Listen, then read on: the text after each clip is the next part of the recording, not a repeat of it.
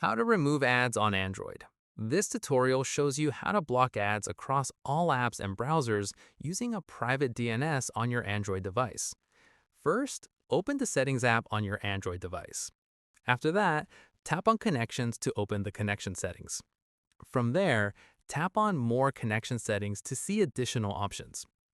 At this point, tap on Private DNS to open the DNS settings.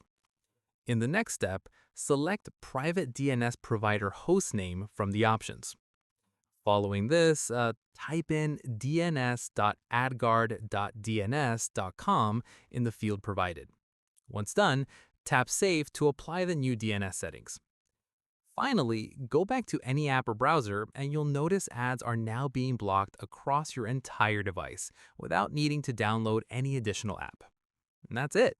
If this Android guide helped you block ads on your device, give it a like, subscribe for more Android tutorials, and tap the bell icon for updates. See you on the next one.